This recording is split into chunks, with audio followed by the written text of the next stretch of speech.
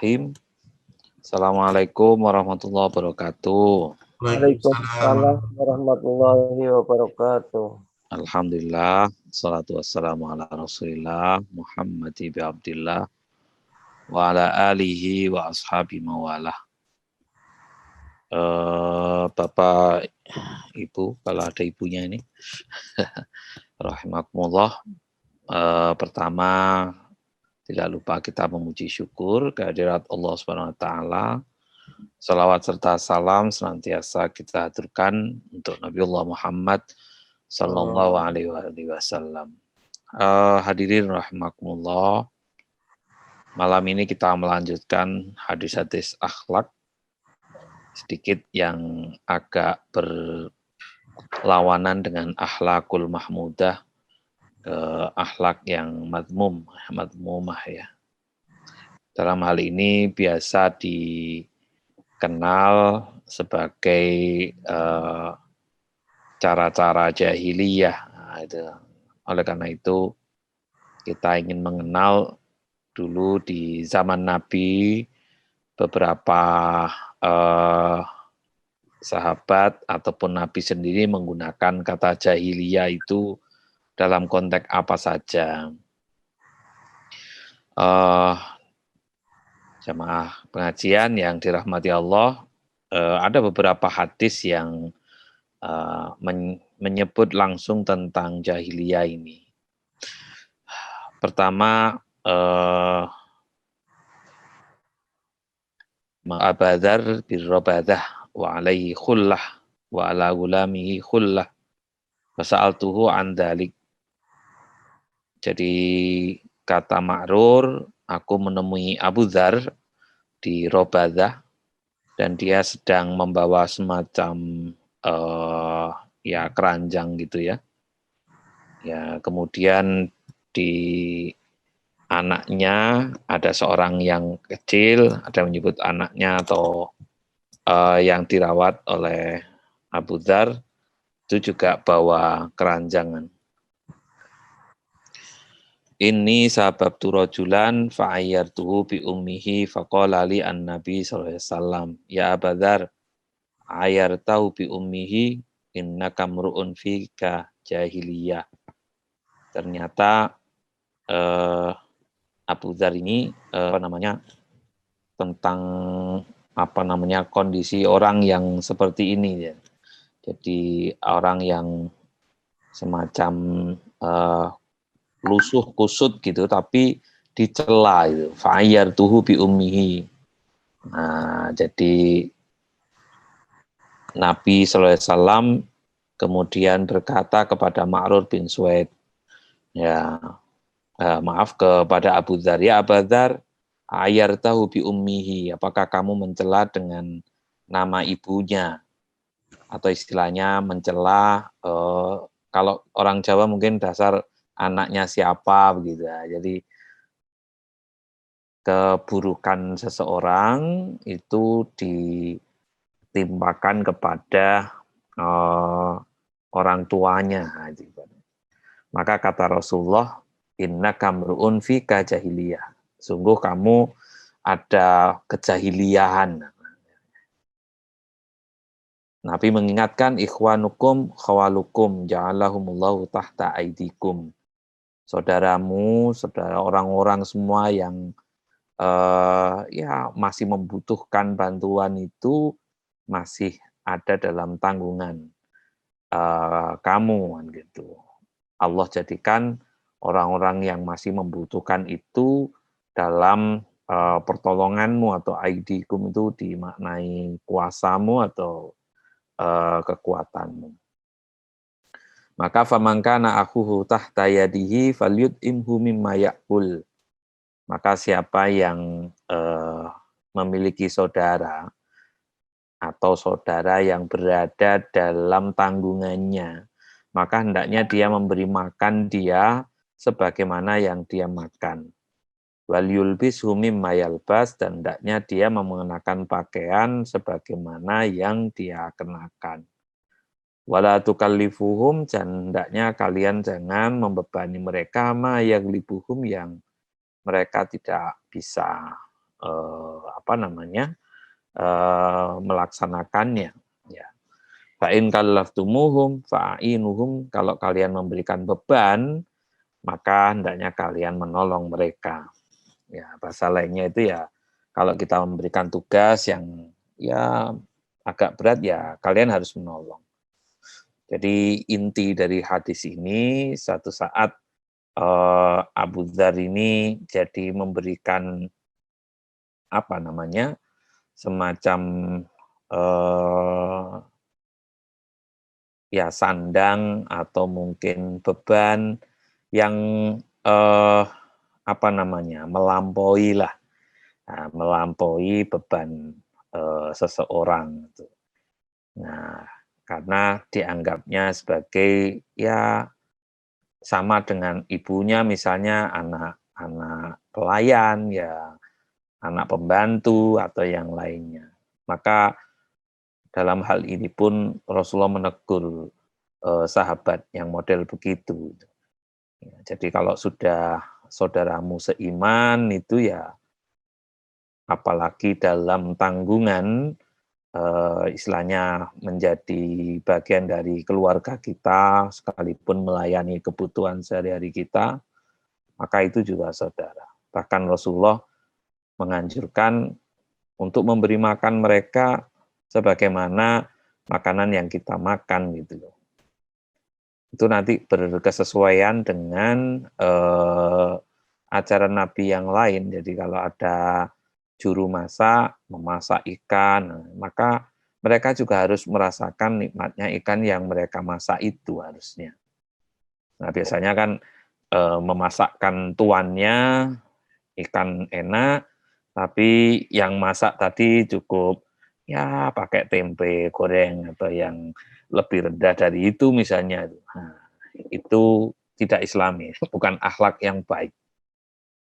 Nah, demikian pula kalaupun kita memberikan pekerjaan pada mereka yang mampu mereka lakukan. Misalnya kita punya pembantu bibi emban, ya tidak pada konteksnya dia kemudian suruh pasang genteng gitu loh. Ya, kalaupun terpaksa, ya mereka harus dibantu gitu ya.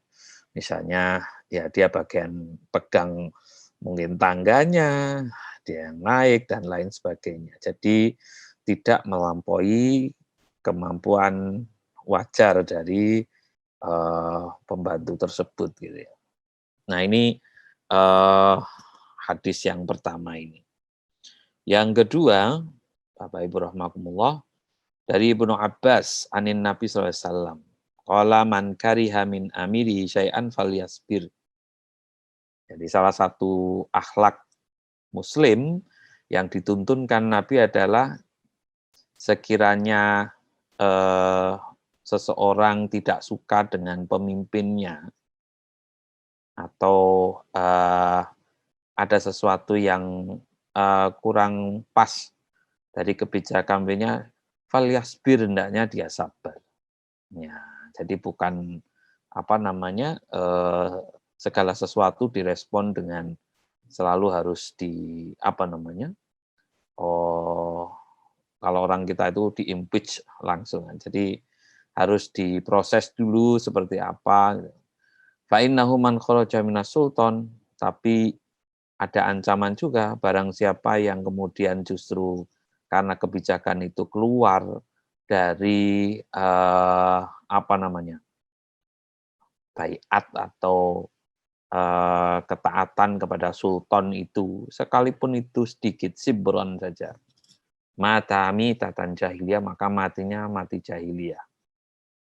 Nah, ini sebagai tuntunan bagi kita, sekiranya kita memilih pemimpin itu sudah menjadi pilihan bersama, sekalipun ternyata bukan pilihan kita, tapi sudah ditetapkan menjadi istilahnya pemimpin yang terpilih oleh mayoritas, mau tidak mau ya, pertama kita sabar karena pilihan kita tidak masuk.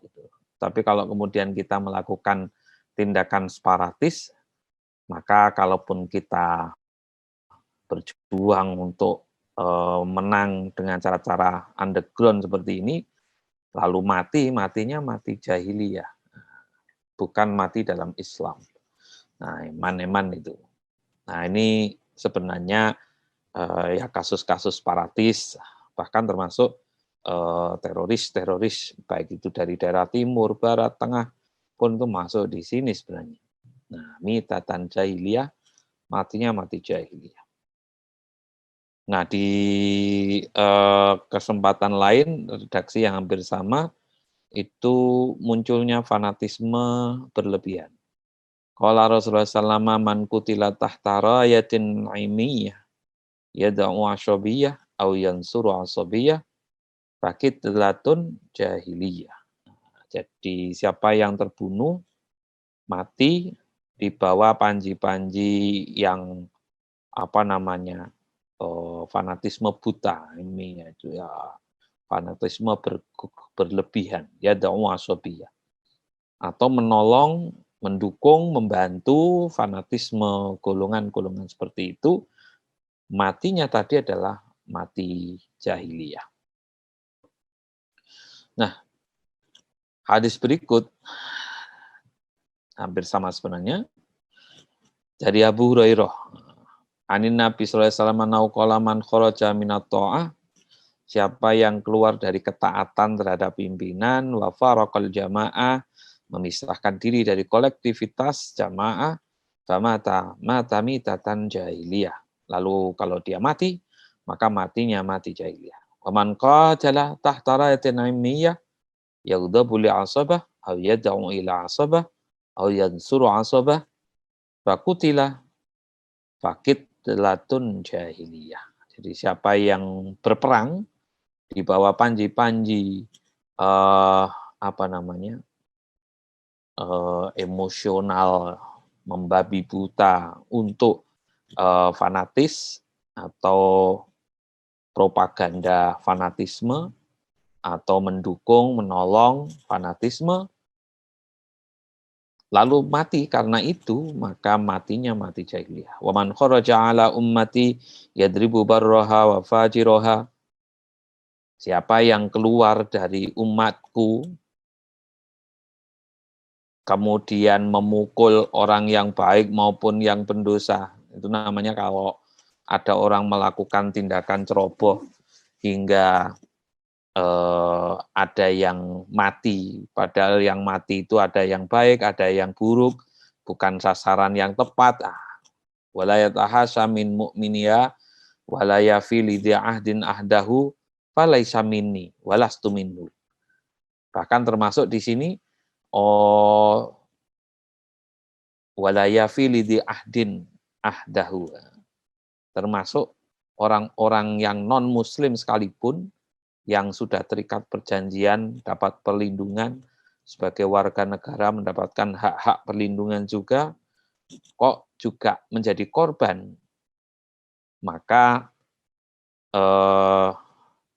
kata Rasulullah, itu bukan golonganku dan aku bukan golongannya. Nah, masih banyak lagi. Ya, jadi ini sebenarnya punya kedekatan dengan gerakan-gerakan separatis itu ya bukan akhlak muslim sebenarnya. Nah, akhlak muslim terhadap pimpinan itu taat. Dalam hal-hal yang tidak cocok ya sabar gitu. Tapi tidak sampai pada persoalan pelanggaran. Kalau pelanggaran kan tetap harus pimpinan pun harus diajukan ke pengadilan. Jadi proses-prosesnya harus tetap melalui proses-proses peradilan yang berkeadilan. Kemudian di tempat yang lain dari riwayat Abdullah bin Umar, sami'tu Rasulullah sallallahu alaihi wasallam yaqulu man khala'a yadan min ta'atin laqiyallaha yaumal qiyamah la hujjatalah. Ya. Jadi mereka yang berlepas diri dari ketaatan, maka kelak bertemu dengan Allah tanpa ada hujjah baginya. Enggak ada pembela, enggak ada apa. Waman mata wa laisa fi unuqihi bai'ah mata mitatan jahiliyah. Siapa yang mati dan di tengkuknya tidak ada baiat. Nah, ini bahasa kiasan saja untuk menyebut orang yang kemudian tidak mau tahu gitu ya. Mestinya walaupun kalah pemilihan, kalau sudah mengikuti mekanisme yang namanya pemilihan umum, siapapun yang menang kemudian ya selesai. Itu menjadi pimpinan semuanya, bukan pimpinan yang memilih, tapi pimpinan semuanya. Nah, siapa yang kemudian tidak mengakuinya, nah itu mitatan jahiliyah, matinya juga jahiliyah. Hal-hal seperti ini bukan tidak terjadi di kasus sahabat Nabi. Kalau di zaman Nabi, oke lah, kemudian selesai ditangani. Tapi di masa sahabat, itu tidak semuanya kompak membaiat Abu Bakar. Ada kelompok yang lain yang tidak, yang merasa kalah. Ya, ada itu dulu. Nah, maka sebenarnya isyarat-isyarat itu sudah diprediksi oleh Nabi SAW. Itulah yang dikhawatirkan oleh Nabi. Di belakang hari akan muncul orang-orang yang kemudian ya bahasa sederhananya kalah pilihan, kemudian juga sekaligus dia tidak mau taat pada pimpinan terpilih kan gitu. Nah, kemudian dari Ja'far bin Abi Thalib qala ayyuhal malik kunna qauma ahla jahiliyah. Kami itu kaum jahiliyah. Apa karakter jahiliyah itu? Dulu na'budul asnam, menyembah berhala. Wa na'kulul maitah, memakan bangkai. Wa na'ti al-fawahish, kami melakukan tindakan keji.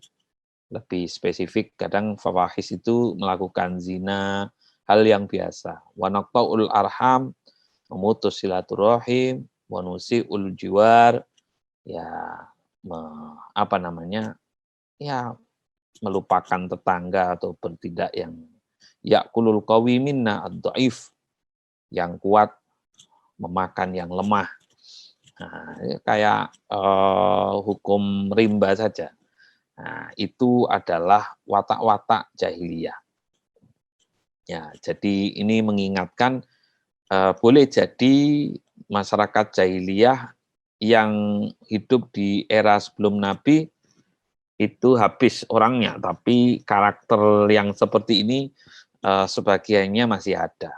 Na'budul asnam, menyembah berhala mungkin sudah tidak terlalu tampak, tapi yang memakan bangkai mungkin juga sudah tidak terlalu, tapi kalau mau diteliti juga banyak, karena banyak sembelian yang tidak tuntas ya, na'kulul maitah ya. Atau ya tadi makanan-makanan yang tidak jelas, dagingnya tiba-tiba dibawa ke pasar, nggak tahu nanti. Jangan-jangan kita juga yang tidak care dengan masalah halal haram itu ya kembali ke era jahiliyah. Zina kesana kemari, nah itu biasa-biasa saja, jahiliyah lagi. Nah, lebih-lebih naqta'ul arham, putus silaturahim, tidak care, bahkan mengganggu tetangga. Ya. Apalagi yang terakhir, yakulul qawi minnah ad-dhaif. Nah, itu yang kuat melahap yang lemah. Nah, ibaratnya itu ya istilahnya apa? Ya memanfaatkan, mengeksploitasi yang lemah. Itu juga kategori karakter-karakter jahiliyah. Nah, karakter yang lainnya dari Abu Hurairah, qala Rasulullah sallama innama halaka man kana qablakum bi kasrati su'alihim. Hancurnya umat sebelum kalian itu karena banyak tuntutan. Waqtilafihim ala anbiyaihim, dan perselisihan mereka terhadap para nabi mereka. Jadi selalu menyelisihi nabi mereka. Nah, la tas'aluni an syai'in illa ahbartukum bih.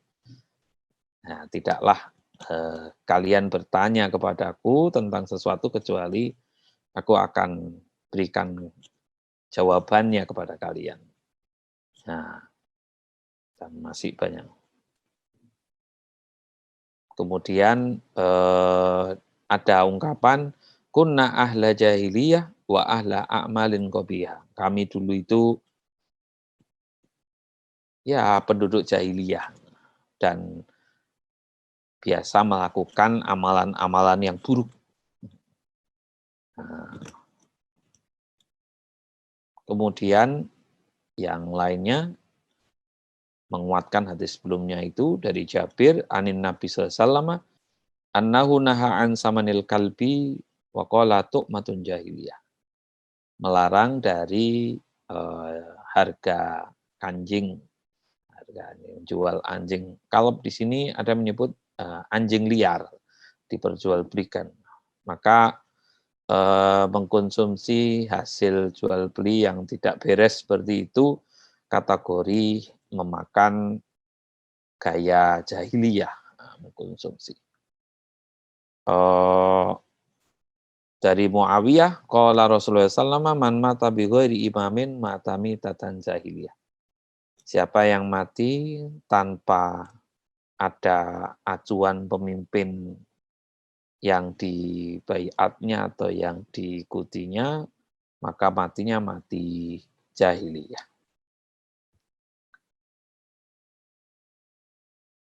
Dari Amir yakni Buna Robi'ah, qala Rasulullah sallallahu man mata walaisat alaihi ta'atun mata mitatan jahiliyah. Ini menguatkan saja, siapa yang mati tidak ada ketaatan kepada pimpinan maka matinya mati jahiliyah. Kemudian di redaksi yang lain, ini kaitannya dengan la tahillu lahu ala la yahluwanna rajulun bimra'atin. Hendaknya seorang laki-laki tidak menyendiri dengan satu orang perempuan. Nah, la tahillu lahu yang tidak halal baginya. Ini artinya berkholwat itu. Fa inna salitsahuma syaitan, karena yang ketiganya adalah syaitan. Illa mahram, kecuali memang mahramnya. Fa inna syaitana ma'al wahid wa huwa minal isnaini ab'ad. Man sa'atu sayyi'atuhu wa sarrathu hasanatuhu fa huwa mu'min. Ya, ini informasi tentang kebiasaan buruk dari orang-orang jahiliyah. Ya, dulu tidak ada batasan-batasan. Dengan siapapun dia bisa berjalan seenaknya walaupun bukan mahramnya. Nah, dalam Islam ada etika, kalau laki dan perempuan ya sepanjang itu masih mahram tidak ada masalah, tapi kalau tidak maka tidak boleh itu bersendirian, menyepi. Nah, kadang-kadang hadis ini kemudian dibawa dalam konteks saat ini yang cukup umum gitu, misalnya naik Gojek dan lain sebagainya. Nah, sebenarnya titik tekannya di kholwat. Kholwat itu berkesendirian, tidak ada yang lain. Sementara kalau Gojek itu kan di jalanan umum. Jalanan umum, saksinya banyak. Itu tidak ada persoalan. Ya, kalau kemudian lewat di jalan yang sepi, lah itu kan justru berbahaya. Oleh karena itu, etika ini justru akan memberikan rasa aman dan nyaman bagi perempuan, terutama yang tidak memiliki teman yang lain. Tapi kalau ada temannya, berbeda lagi. Nah, gitu. Ini kaitannya dengan kholwat, satu laki, satu perempuan. Karena nanti tidak ada kontrol salah satunya. Tapi kalau ada dua perempuan dengan satu laki-laki masih mending. Nah, yang bahaya kalau dua laki-laki dengan satu perempuan, dua-duanya, ketiganya tidak ada mahramnya. Nah, itulah hantaran kita, Bapak Ibu yang dirahmati Allah. Nah, mudah-mudahan sekilas tentang hadis-hadis yang oleh Rasulullah disebut sebagai jahiliyah. Ya, jadi jahiliyah ini bukan semata-mata era, tapi sebuah karakter yang menjadi lawan dari karakter Islam sebenarnya. Hadirnya Nabi membawa Islam itu kemudian memberikan batas bahwa era sebelumnya disebut dengan era jahiliyah. Nah, gitu. Era jahiliyah dengan era Islam. Nah, termasuk orang yang mati dalam Islam lawannya mati dalam jahiliyah. Nah, maka kita tidak ingin kemudian bukan semata-mata sebagai warga jahiliyah yang ada di zaman Nabi, tapi jangan-jangan kita memiliki karakter sebagaimana yang disinggung oleh hadis ini. Ya, era sekarang, tapi matinya seperti mati jahiliyah yang lalu, alias mati tidak secara Islam.